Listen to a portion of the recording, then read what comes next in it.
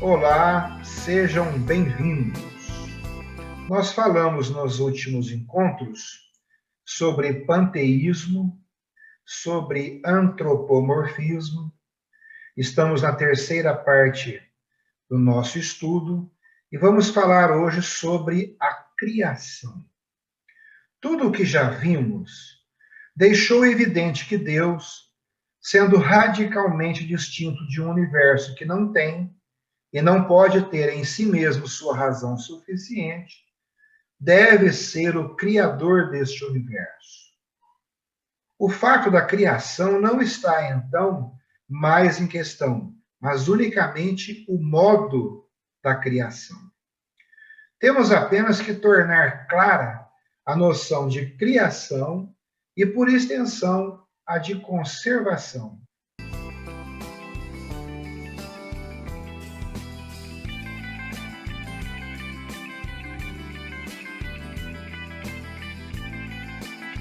Então, vamos dar uma noção de criação questionando o que é criar. Criar é fazer alguma coisa do nada. Este é o sentido real, próprio da palavra criação. Normalmente, nós chamamos erroneamente de criação a produção de uma forma nova numa matéria pré-existente. Na realidade, a forma não é tirada do nada, assim como a matéria. Então, o que existe aí é simplesmente transformação. Porque criar é privilégio de Deus, pois a criação propriamente dita exige uma potência infinita.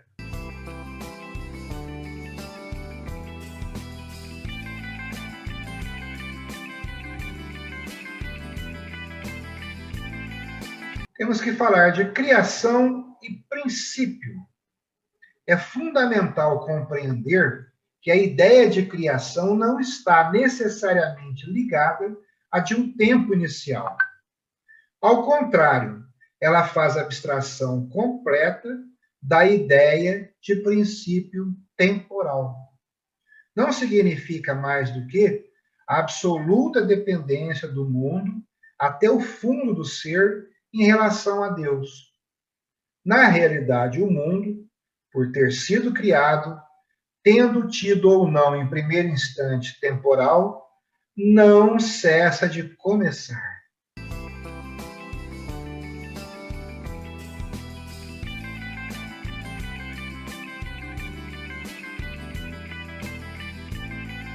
Não existindo por si mesmo, mas apenas pela virtude criadora de Deus, e isto em cada instante de sua duração, ao mesmo tempo em seu todo, e em cada um de seus elementos, está na sua essência começar sempre.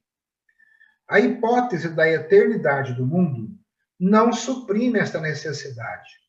Se o mundo não tivesse princípio temporal, não cessaria por isto mesmo de ser a cada instante criado por Deus e, por consequência, de receber de Deus o ser que tem, o que é propriamente começar.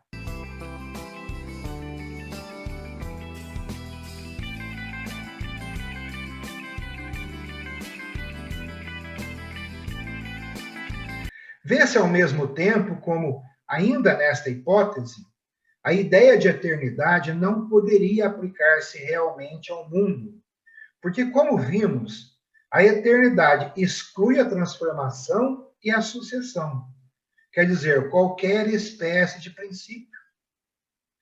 Apenas Deus é eterno. É por isso que, se o mundo não tivesse instante inicial, poder-se-ia falar de sua perpetuidade, mas não de sua eternidade.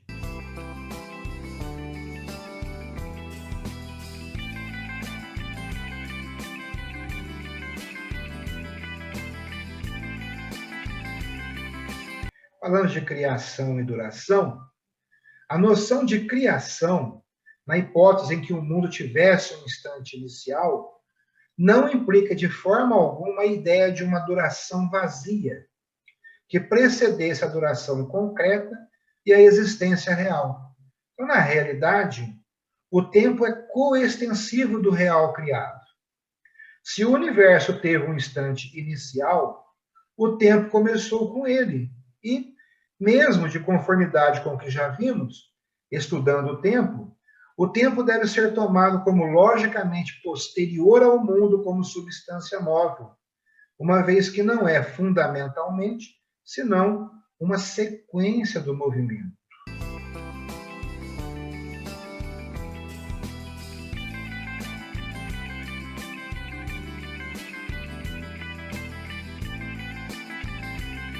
Se então o mundo teve um princípio temporal, antes do mundo nada existia. Nem ser do mundo, nem duração temporal, nem vazio, nem matéria pré-existente. O ser universal na sua substância e todos os atributos que a afetam, compreendido aí o tempo, nasceram de um ato absoluto e intemporal de Deus.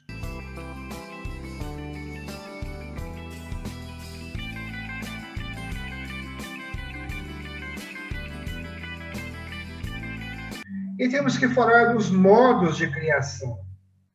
Só se pode conceber a origem do mundo quando se parte da ideia de criação de duas maneiras. Ou Deus tirou o mundo do nada absoluto, ou fez de uma parte de sua substância. Esta segunda hipótese foi excluída pela refutação do panteísmo emanatista. É absurdo pensar que Deus tenha podido fazer o mundo de uma parte de sua substância, pois Deus é um ser espiritual e perfeitamente simples.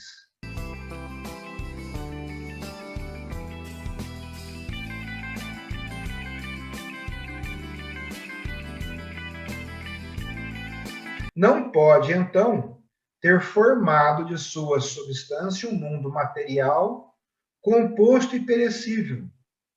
É, portanto, necessário admitir que Deus criou o mundo e que ele o criou do nada. Porque se quiséssemos supor uma substância pré-existente, da qual Deus tenha formado o mundo, o problema apenas se apresentaria de novo. Esta substância pré-existente ao mundo, de onde vem? Ou Deus tirou-a do nada absoluto, ou a formou de sua própria substância. Como é absurda essa segunda hipótese, não resta mais do que a criação ex nihilo.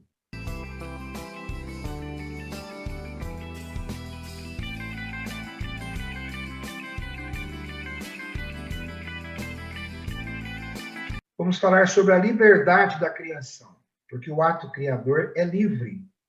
Isto é, uma consequência necessária da natureza de Deus.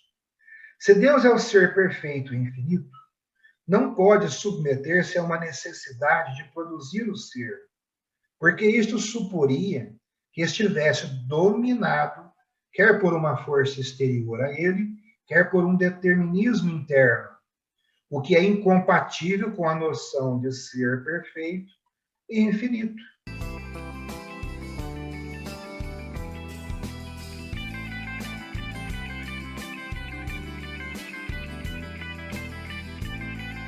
Parece que tudo ficou muito bem, mas nós temos as objeções contra a criação.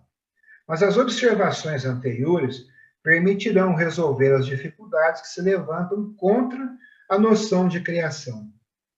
Primeiro, a eternidade do mundo e a ideia de criação.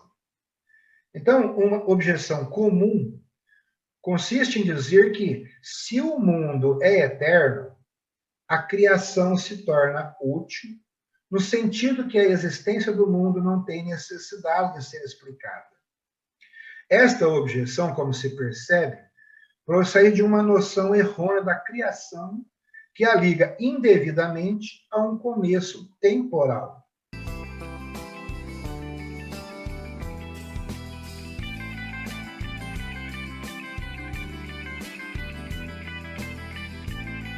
É necessário, então, observar que a hipótese da eternidade do mundo não suprimiria a necessidade da criação.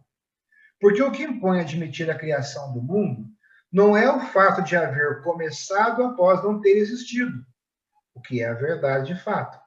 Mas é, antes de tudo, o fato de que o mundo não tem em si mesmo a razão de sua existência, ou seja, ele é contingente, como nós já demonstramos no estudo das provas da existência de Deus.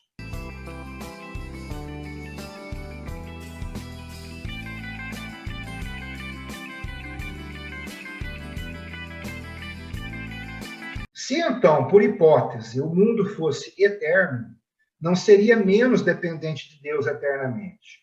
Quer dizer, criado por Deus até o íntimo do seu ser. E isto em cada momento de sua duração e em cada um dos seres singulares que o compõem.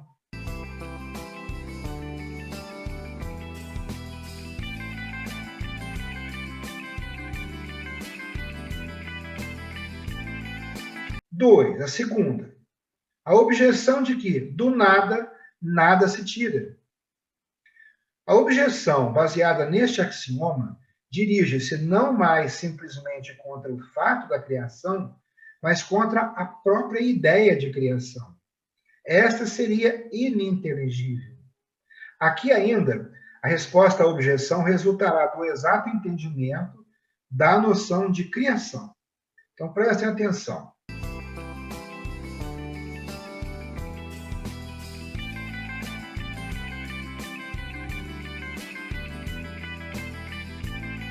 Primeiro, a criação é incompreensível, mas não ininteligível.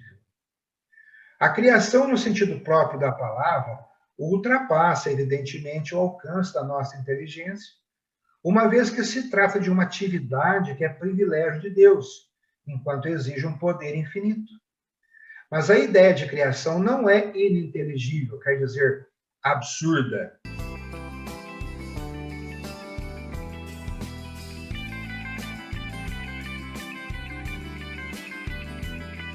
Ao contrário, a ideia de criação é, antes de mais nada, inteligível por si mesma, uma vez que atribui a Deus a onipotência que pertence logicamente e necessariamente ao ser perfeito e infinito.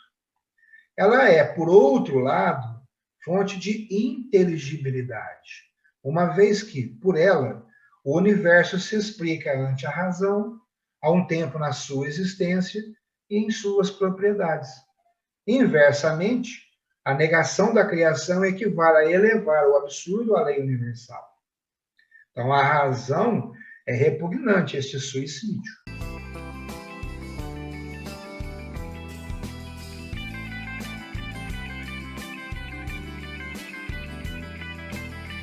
E, no segundo momento, o sentido da expressão ex nihilo. Quando se diz que do nada não pode haver alguma coisa, não haverá erro em dizer que o nada não é uma causa ou uma matéria. Mas a noção de criação não supõe que o ser venha do nada, mas que venha após o nada. Na realidade, vem de Deus e de seu poder infinito. Deus não fez o mundo do nada como uma matéria pré-existente, mas o fez absolutamente pelo seu poder.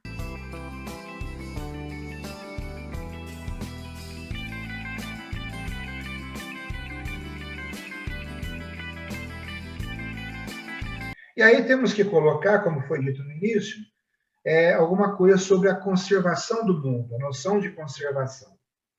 Nós já vimos que a permanência dos seres contingentes na existência não se explica adequadamente pelo fato de que a existência e a vida lhes foram transmitidas.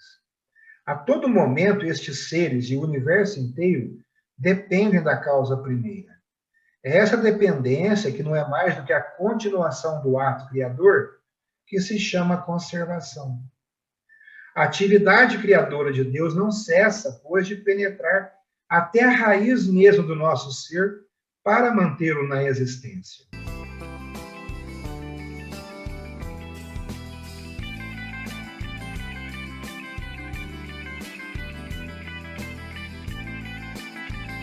Falando de conservação e duração, temos de colocar que a conservação, do ponto de vista divino, não é um ato temporal.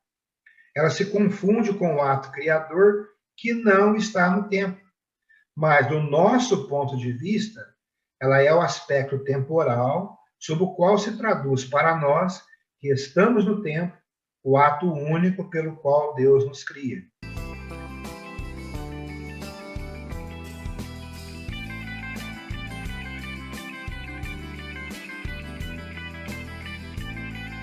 Então, fazendo um paralelo aí com o nosso treinamento, nós vimos a existência, a criação, os atributos divinos. Nós tentamos, então, no nosso caminho, desenvolver nossos atributos, nossa capacidade de criação, entendam aqui transformação, e temos como espelho não uma pessoa individual, mas o ser maior. É então um caminho que nos leva diretamente à verdade, ou, se preferirem, que nos aproxima cada vez mais de Deus.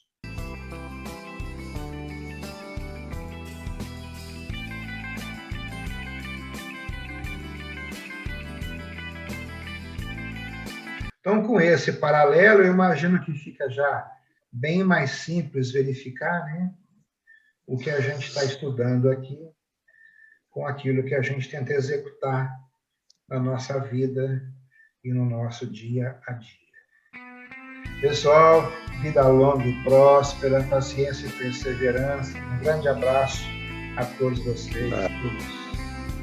Todos.